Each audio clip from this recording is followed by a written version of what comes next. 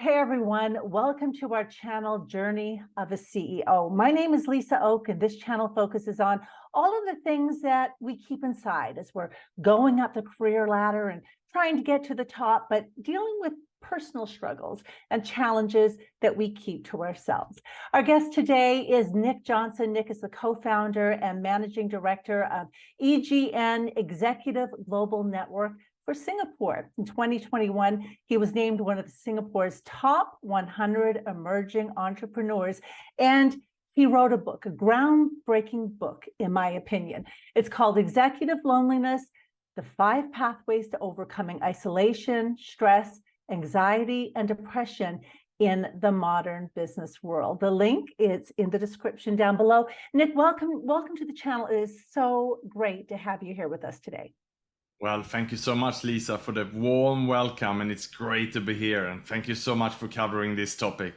Well, I have to say what you're doing is it's truly groundbreaking, especially in Asia Pacific, where people tend to keep their struggles pretty close to their chest, especially when they're in senior roles. They feel a bit isolated, a bit alone. And what you're doing is you're shining a light on what it's really like when you get to the top. It's not as easy as get there and everything is great.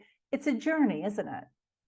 Yes, certainly. And I mean, we're talking about two different parts here, perhaps. We have the expatriates, who many of them have come stationed in Asia, running perhaps, the regional office of the big multinationals. When for them, they have the cultural differences, the language barrier, the cultural barriers and the understandings. And perhaps many of them managing 25, 30 countries. So every day is a new country with new learning. So it can be very challenging for them. But then you have also all the locals then with their own challenges. And as you said, many of them are very close. They're not used to be vulnerable. They're not used to speak up, and they're trying to keep everything to themselves. So the combination of this can be very, very complicated, as I learned myself from my corporate career. And your story is just amazing. And I know you have strategies on how to navigate this successfully. But first, before we get started, I'd love to get a little bit of history and learn more about you. I always like to find out about someone's childhood and find out what shaped them and what created them. Take us back. Tell us a little bit about where you come from and what your upbringing was like.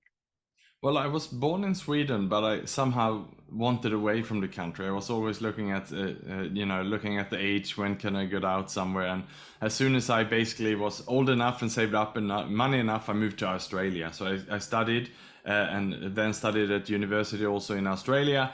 And that, of course, is as far away as you can get from my home country, Sweden. So eventually I realized that I was a little bit too far away from home. I missed my family and friends. And then I moved halfway to Asia 20 years ago. And that's where I've had my career since. But then if we should just look back also how I was perhaps growing up. And I was quite small. I was mediocre in school. I was not a high achiever at anything. So after my high school in Sweden, before I started to move overseas, I was working basically in the construction industry, and I didn't have any real goals in my life. It was only eventually that something happened to me. I had a motorcycle accident. The doctor told me that you cannot continue in this job. You need to go back to school. And that's what I did. And when I did that, upon the doctor's order, I was finally mature enough and I was hungry enough to learn. And I saw this as a second chance in my life. And if you're going to do something, you might as well do it properly, was my attitude at the time. So I studied hard. When I came to Australia, I got scholarship and I topped a lot of my classes and so on. And then, Lisa, if I just should add something here to this, because I think it puts things in perspective. As I got into my career, I approached it also with that kind of attitude that, I saw perhaps number 2 is the first loser. I remember that, my teachers were telling me at school, how come in sports, if you look at the final of an Olympic final, the winner standing there with the gold medal, but the silver medalist, they're crying normally. And why don't we approach business like that? That was the school of thought that I was learned, and that was the way I approached my career. So some perfectionism there for sure, and some unrelenting standards.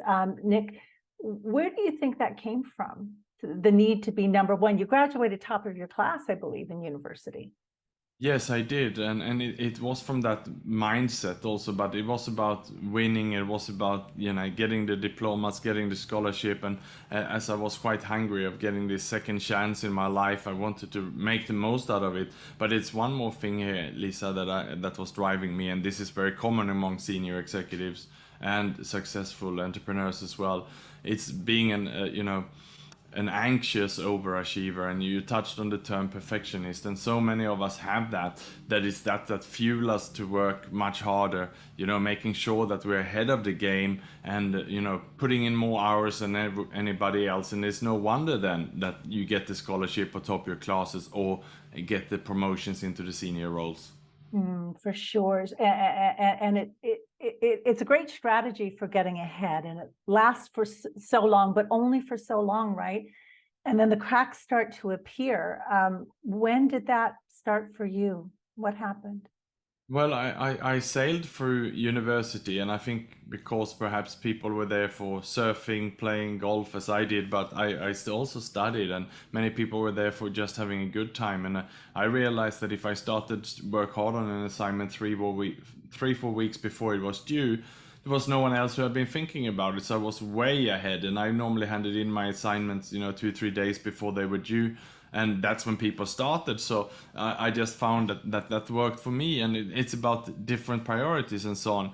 And it wasn't until much later the wheels started to fall off, and that was, you know, when things were going bad in one job I had in Vietnam, and I was currently then on my third boss. The two first bosses had promoted me. The third one, we didn't really get along, and perhaps instead of supporting him, I started to resent my boss, and perhaps I also manipulated and played the team in my favor, and he could smell it. And it wasn't before too long I was let go, and that was a big blow to my ego. I didn't know how to deal with this first failure. I didn't want to explain it to my family. I didn't want to explain it to my friends, and you know, I was very very shy to, and I kept this all inside me as I was looking around for new opportunities.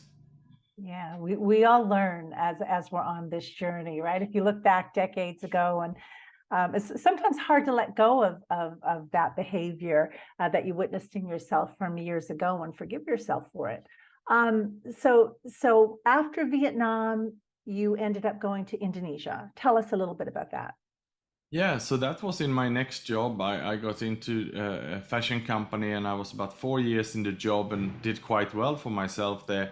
And they wanted to promote me to a larger market, and they moved me over to Indonesia. I moved my family across, my ex-wife and my son.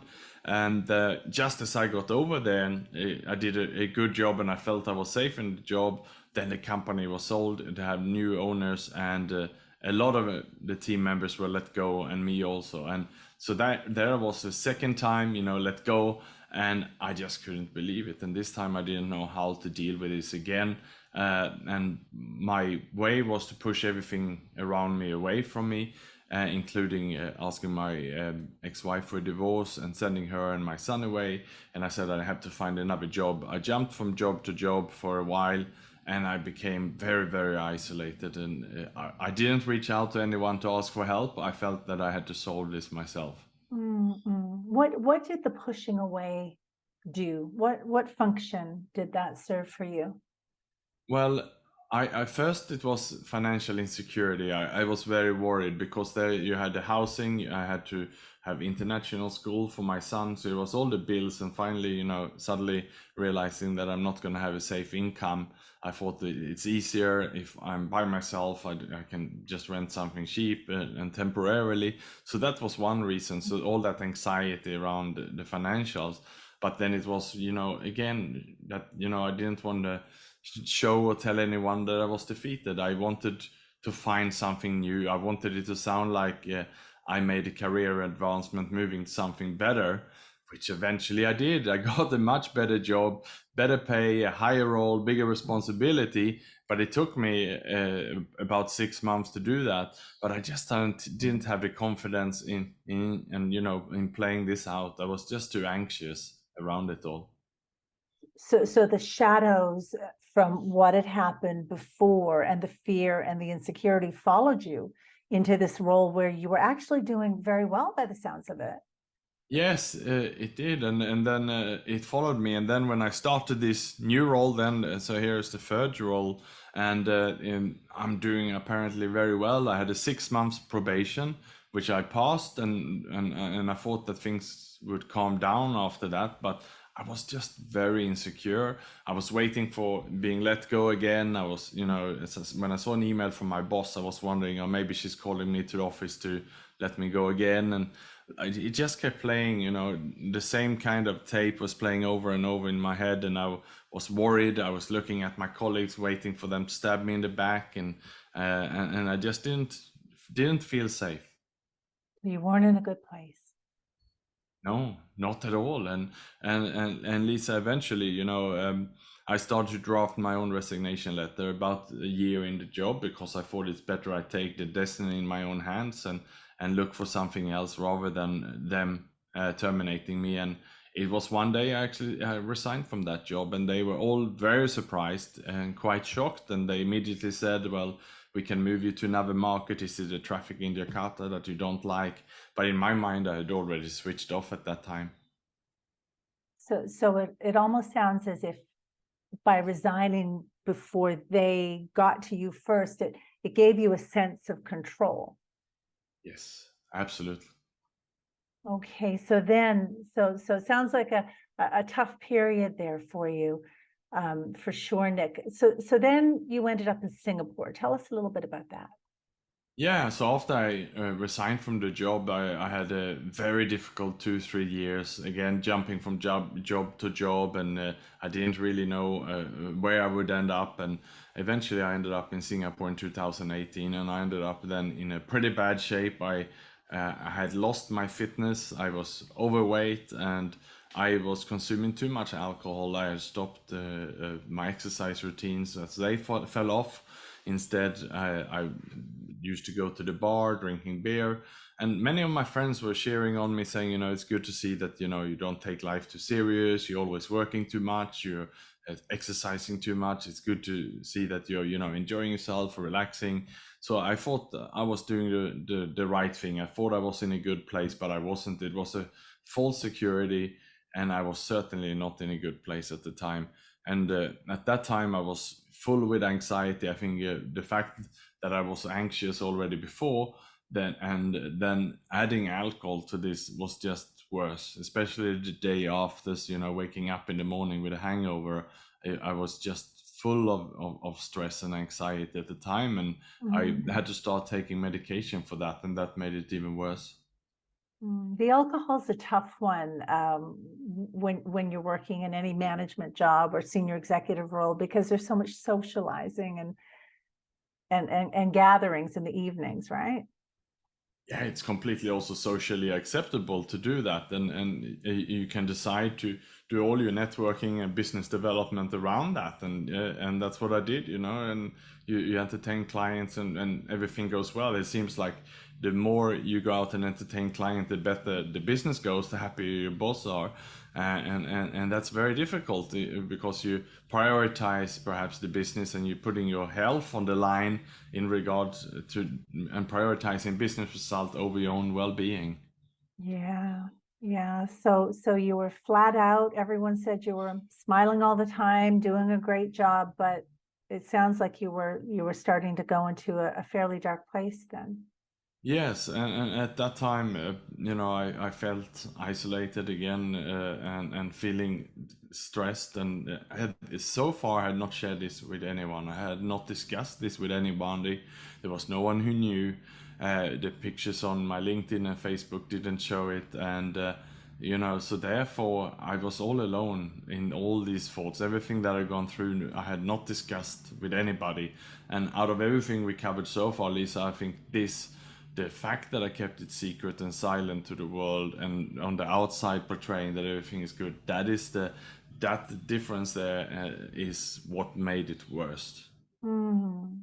So in 2019, you went public on LinkedIn.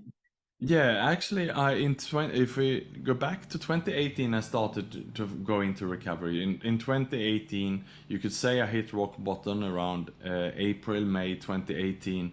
I decided to ask for help. I had remarried, and my wife took me to a doctor. I told the doctor how I felt, and I started to get support. And I had that kind of V-shaped recovery immediately. As I stopped the alcohol, I went back into exercise. I started to eat well, sleep well.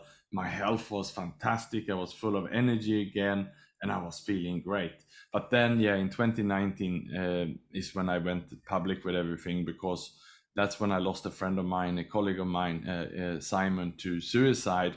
And I realized at that time, if I'm going back then to 2015, seeing how I was sort of fading down gradually over 3 years, I could only imagine where I would be in another 5, 10 years when I saw what's happening to Simon. So that's when I thought, I need to talk about this. And that's when I decided to really go viral with my story, because I thought there must be more people who are Mm, also feeling isolated.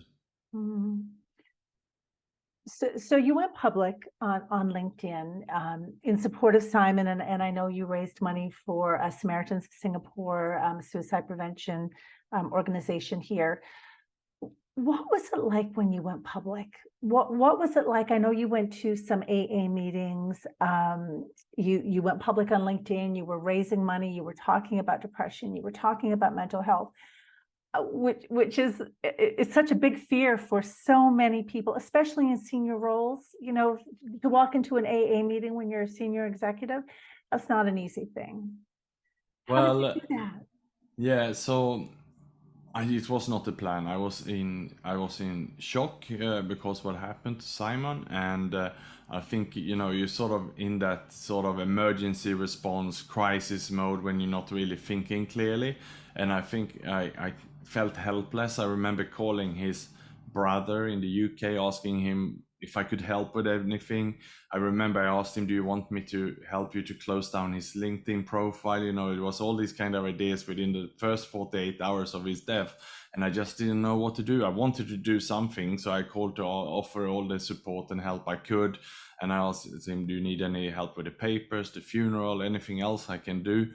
And then his brother basically told me, "No, Nick, just try to make sure that we can do something so that this doesn't happen again."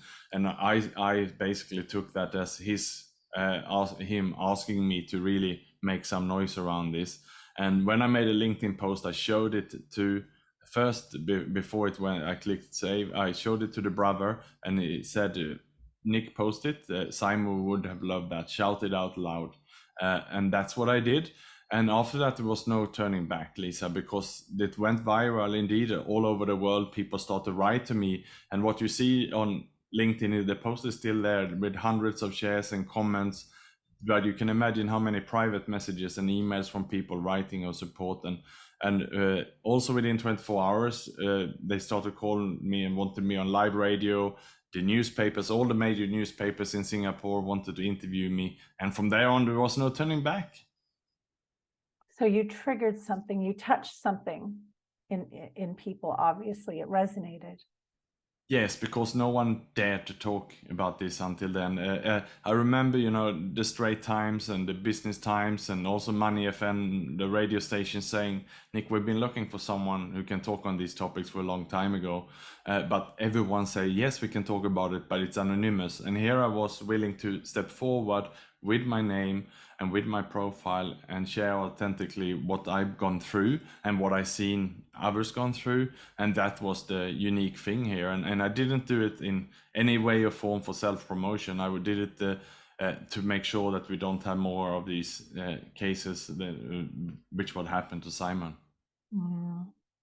And then and then your efforts culminated in a book. Tell us about that. Yeah, so because of the big interest from the media and the interviews I had, it inspired me. And as I then was asked questions, it made me think. So I thought I better put together a survey, and I wanted to interview senior executives to see how common this is. I started research online, and I found out that around 30% of adults are suffering from loneliness globally. So I want to see what about senior executives in Singapore, and I found similar numbers, about 30% also of the executives I surveyed suffering from loneliness. And then I wanted to do some follow-up questions, and okay, so if you're suffering from loneliness, is that something you will talk to your boss? What about your HR and so on? And here is when the findings really start to shock me, and 84% said no, they will not talk to their company about this. And then if you have a follow-up question on this, do you then seek professional help for it? Then 75% also wouldn't seek help for it. So that really means that people are doing and behaving just the same way I was, keeping it silent. So they're isolated in their professions, wearing a smile to the outside world, and no one knows what's really going on. Exactly, and we don't know how far on the scale they are. We don't know if they are just anxious or worried like I was in 2015, or if they hit rock bottom like I had 3 years later. No one of my friends or family or people around me could tell the difference. I look the same on the outside, and we are very good at putting on this show. So that's the world we live in, and it's not getting better. Nick, we hear so much about creative authenticity when it comes to leadership, and you're one of the few who've gone out there and you're laying out all your cards, and kudos to you for doing that. I hear clients they express concern because how do you be 100% authentic and still walk that line when it comes to credibility? What do you think? Well, it is important that we do lead authentically for ourselves and for our family. And I can share a story of a woman I interviewed for my book. And she was at the time a managing director for one of the big international banks. So a woman in a man's world, you can say, in most of the meetings, all the men would be around the table and she would be there. So she had elbowed her way up, as she said, in her work. And uh, just before we met, she had gone through a personal incident where she had a scar on her face, which made her have a surgery. She lost then some of her confidence, and she was walking around in the office and took some distance from her colleagues. She started to shut the door around herself. She had a salad over lunch by herself. She didn't want to go out with others. At home, she admitted that she pushed her husband away. She dared him to leave her because of the scar and how she looked. So she clearly had lost her confidence, and also pushing everyone away. She was starting to work longer hours, impressing the bosses and making sure that she was delivering on all the results. And it went so far that she admitted to me on the second interview that she even had rehearsed her own suicide twice. And I was the first human being she told this to, and only because I had been so vulnerable with her. She had read my story and she felt safe to declare this to me. She might never have declared that to anybody if it wasn't for this informal coffee we had, where she had 2 times the chance to say this to me. So we could perhaps guess that I might have just saved her life by that coffee. And and that is what vulnerability can do for people. And if we think about that what it can, the impact it can have on our family, it can have on our friends or our colleagues. I think that's a good enough reason for everybody to be vulnerable and stop putting on a show. Because I think if we are just trying to look good, then it's because of our ego, because of that, but that's not servicing the best interest of our friends around us. It's amazing, isn't it? You can go over something in your head 1,000,000 times and get nowhere with it, but as soon as you say it out loud to someone who's willing to sit there and listen, it just, you make progress with that. Absolutely. So she was okay in the end. She has since then she called a therapist upon my recommendation, and they spoke and met. They called the husband and informed the husband, and they discussed through it. She has resigned and left her job. She's currently actually on a sabbatical and rethinking her career, and she's very happy. She's never felt greater, she said when I checked in with her recently. Lovely. I love that story. Great story. So 5 steps in the book to banish executive loneliness. Walk us through. Well, yes, it'd be my pleasure to do so, Lisa, because I would say like this: I'm blessed that I hit rock bottom because that gave me a chance to experience the beautiful world of recovery, which I never had if that didn't happen to me. And in my book, I'm sharing some of the goodies, some of the best parts of recovery, and some things that perhaps other people may never come across. But I would recommend everybody to do it so that you don't have to hit rock bottom to go through that. And the first step then is about taking stock, or an inventory check. And if we just look at it, Lisa, imagine that you were a shopkeeper or you have your own business. You normally would do an inventory check once a year where you do a stock take and audit to see what's there. But how often do we do that as human beings? And that is then the first step. When you come into recovery, you're normally given a mentor, a sponsor, someone will take you through that. And they will ask you to, either on pen or paper or in a spreadsheet, to write down everything, all the relationships that are broken, where you have hurt people and harmed people, perhaps also about yourself. So in my case, I was overweight, I didn't exercise enough, I consumed too much alcohol. All these things had to go down on this stock list in the step one. So relationships, things that you're overdoing, things that you're not doing enough.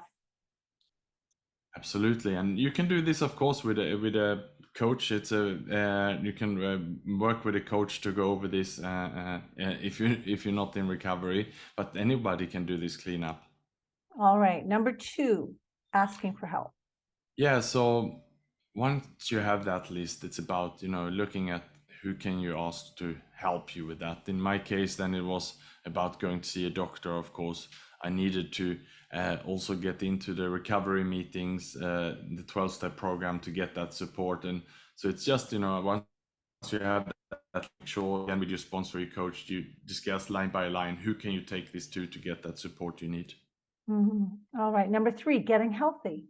Yes, and I say that, we know that the inside of our body, the physical, is linked with the mental, and it's about then really getting healthy so we are ready for the future. And in my case, it was about getting wearable devices, start walking again, exercising, and getting out in the nature and meditate, and all the other things that come from also eating a healthy diet and sleeping and so on. So many diets to choose from. Which one do you follow? So at the moment, I'm trying to eat as much vegan as a base I can, and I also do intermittent fasting. I've done that for about a year and a half now. I would do that every day, 16-hour fast, unless I exercise. If I exercise in the morning, then I will break the fasting during or after the exercise. But on a day when I'm not exercising, I will do 16 hours fasting. Okay, the next one is nurturing healthy relationships. So important. And I think especially for men who the further up they go in their careers, they tend to get a little bit isolated. Yes, absolutely. So once you reach the 4th step, then you have already started to feel better about yourself, your appearance, you're sleeping better, and you are then ready to go externally. So you're ready to approach other people, and it's about going back to them to make it right. It's about go back, apologizing perhaps for the people you have stepped on the toes, and more importantly, to make amends, to say that you're on your journey to change, and you want to apologize for what has happened. You're now on a better path, and you hope that you didn't cause any harm. And what I realized here, it's about going back quite far in life. You will go back, and in my case, even incidents that might have happened 20, 30 years ago. And you might not want to approach these people, but if it's safe to do so without harming them or others, you should do so. Otherwise, you can write it on a piece of paper, write a letter that you then burn or throw away, or you can pray on it or pray for them, whatever it takes, so that you can clear your conscience. It might be some small incidents, and it can be anything. And let me mention one example here. I had one resentment with my sister that had happened a few years earlier when she gave a Coca-Cola to my son, who was 5 years of age at the time. And I was quite strict. I didn't want him to have sugar drinks at that age. And when I didn't look, he was given this drink and he was drinking it. And I basically grabbed him, pulled him off the table, and we stormed off. I didn't say goodbye. And for a year or 2 years after that, we hardly spoke. And that was left unsaid. And at this stage, then in my recovery, when I was going over these relationships, I went back to my sister, apologized for the incident. I said it was very mature of me. I should have politely said I don't like my son to have these drinks, and had just a healthy conversation about it. And I'm sure she would have respected that. It was just very immature behavior of me. And of course, she forgave me, and the relationship was healed immediately. And how many of these small little incidents do we walk around with as our baggage? And you're not alone. I think almost all of us have moments of that we regret, moments of immaturity, for sure. You mentioned so still sticking with the power of relationships, and you mentioned going back in the past and healing past relationships. In your book, you talk about how AA provided so many wonderful, open, honest conversations and friendships for you as well. Can you tell us about that? Yes, and I think, I mean, all the 12-step programs are built on, anonymity and safety, providing this safe space where you can actually be yourself and share. And it's also about that you get the sympathy, you will meet people who are there who have gone through difficulties before. And I mean, there's so many addictions now, and every addiction have their own. It can be everything from gambling, shopping, to alcohol or drugs or dependency. If you go into Google, no matter what issue you're facing, there will be groups online and groups in person. And the unique thing is that people are there to give back. I'm still part of also the programs, and I'm attending meetings. I attended 2 meetings this week, and despite I'm now 5 years into recovery, I go there to help others who are now struggling, so that it's about giving back the gift that was given to me. And it doesn't have to be an addiction base. It can be a fitness group or a similar interest. Just get out there and start making connections. Absolutely. So the final one, this one's a bit tricky. Finding your purpose. How do you recommend people do that? Because so many people struggle with this, especially if they're not happy in a job and they're thinking about switching out and becoming an entrepreneur. And that search for purpose, it's such a tricky one, isn't it? Yeah, and I think the issue here is that the most successful business people will probably look for the purpose in themselves, and they will try to find it, and they're too egocentric when it's all about getting outside of yourself, giving back to others, being part of the society, and stop thinking about yourself. And once you've done that, you realize how blessed you are, how good your life is.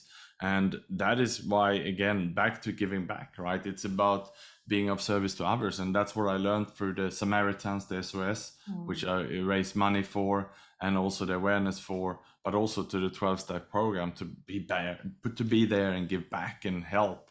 Because then you become so grateful, and it deflates your ego, which this is all about. Your ego is too big, and perhaps you think that you're the center of the universe and it's all about you.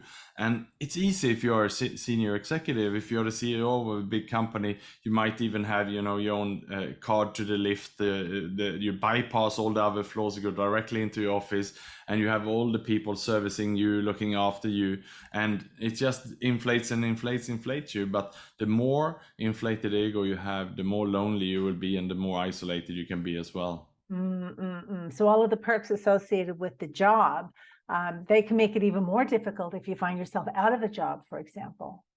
Yeah, definitely, because many define themselves in the job and what they have. So once they lose that, they lose themselves, and that's the big difference, the danger here. And that's why we need to work on this with finding the purpose in good times and bad times, so that it doesn't have to go again as bad as it did for me, because I was too much, blaming myself, celebrating myself, rather than, realizing I was bigger, part of something bigger.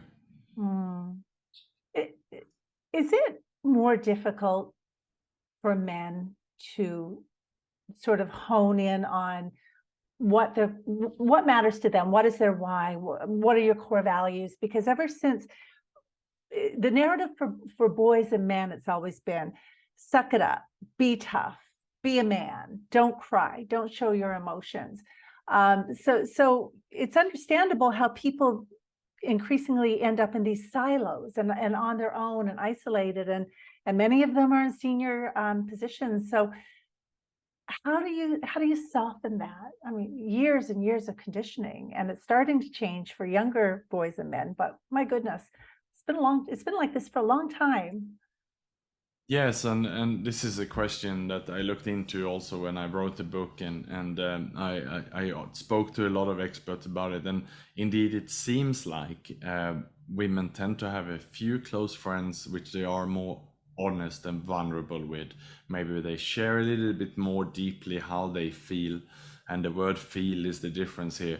Men tend to have good mates or friends, which perhaps they play sport with or go and watch TV at the pub or something like that. And I was just like that. I had really good friends, if you ask me.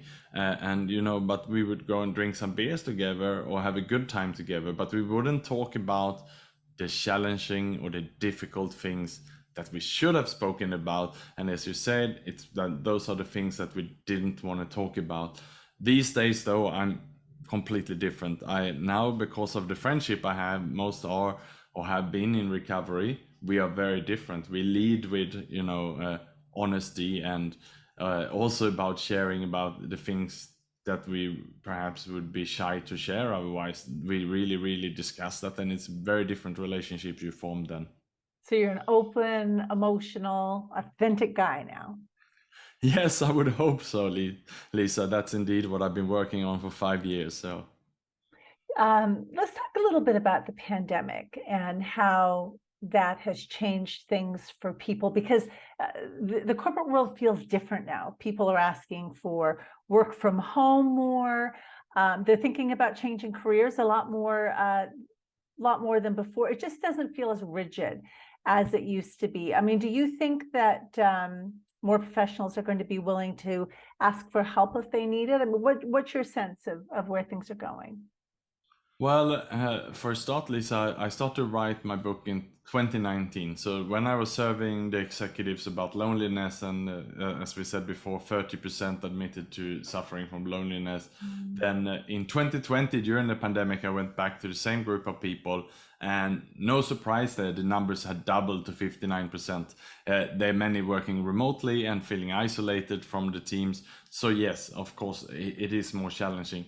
Now we have come back together. We are in this post-pandemic phase, and I'm speaking daily with senior executives in my role at EGN, where we organize confidential peer groups. And it seems like people are caught in a busyness trap at the moment, where they're catching up. It seems like we lost 2 3 years, and they need to travel so much, and they need to do so much, and there's so much happening. And also now with inflation and everything else going on, and the uncertainties and layoffs, it seems like it's a never ending. It doesn't matter what it is.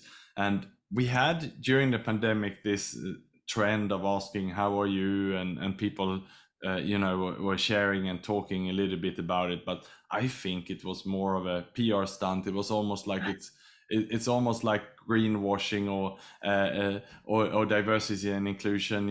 Everyone need to have a post, or we need to do something around Women's Day. But is this really the authentically caring for each other? I don't think so. And I still see that most of the companies and the executives are still playing the games, Ah, and not 100% authentic. That's at least my view on it. that's so interesting. And you talk to so many people all the time in your role. So you think that instead of softening and becoming more authentic, as what I was just saying, that was sort of my perception. You think that no way, we've gone right back into the old roles. It's all egocentric. It's talking the talk. It's social greenwashing, as you say. Just Yeah, like I think so. I mean, we've seen some cases of people opening up and talking, but in general, people are still very closed. And of course, now with layoffs around the corner, everyone is dead scared of being vulnerable, of showing any weakness. That then maybe they will be the next one to be laid off. That's at least what I see. And people are terrified of losing the jobs.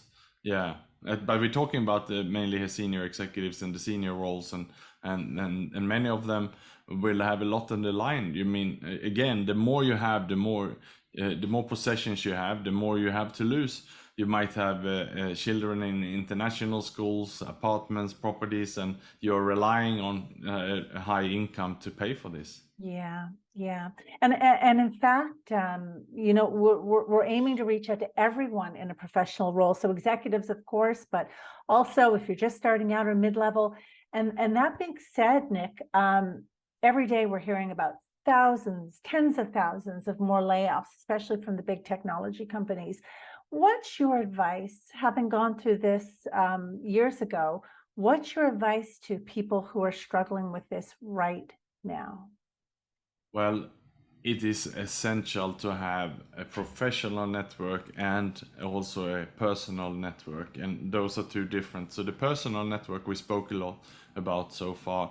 It's about having all these strong relationships, perhaps in societies, clubs, association, which resonate with you. Be part of charities, organizations, on the board, volunteering, and have all these professional relationships. Also in sports clubs and so on. There, so personal relationships, and make strong relationships there. When it comes to professional relationships, I'm sure that most executives will belong to the association related to their field. If they work in hotel industry, they belong to the hotel organization. They go to exhibitions and conferences in that field. But I would also say that we never know when our industry will be disrupted. For example, the travel industry during the pandemic was very challenging. And so the people who only had built a network within their industry, let's say in the travel industry, they were out of job and they had nowhere to go and they didn't know what to do. So you should build, according to me, also network which is more broader.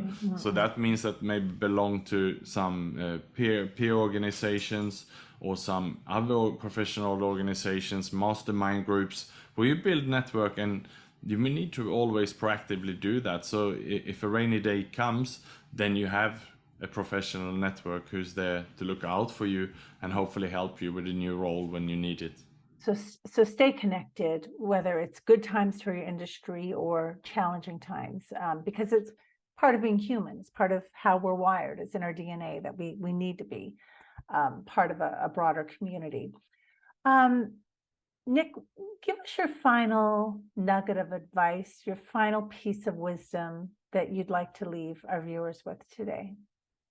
Well, the last message I want to give to everyone is, if there's something on your mind, write it down. If you wake up in the middle of the night and, write it down, whatever it is, and or you wake up with something, or there's something that keeps coming back to you day after day, write it down and think about who can you speak to about this. And it can be anything from a coach, a mentor. It can be anonymous hotline. There's so many hotlines. If you go into a search engine and look for it, no matter what is the problem, you can call someone. There's also so many psychologists or therapists who you can have a conversation with anonymously these days. You don't have to go and show up in person. You can do it over Zoom. So there's so much help out there that there shouldn't be a need for anyone to do what I did for so many years, to keep it secret, keep it silent, instead of talking to someone. So my message here is, if you don't want to go and talk to your boss, then go and talk to someone else externally. Just don't keep it secret and silent for yourself. You don't have to do it alone. That's right. Nick, thank you so much for joining us today. It is absolutely wonderful what you are doing, and the difference and the impact that you are making out there for so many people. And I applaud you, I admire you, and I'm so grateful to you for doing this with us today. Thank you so much. Thank you so much, Lisa, for having me.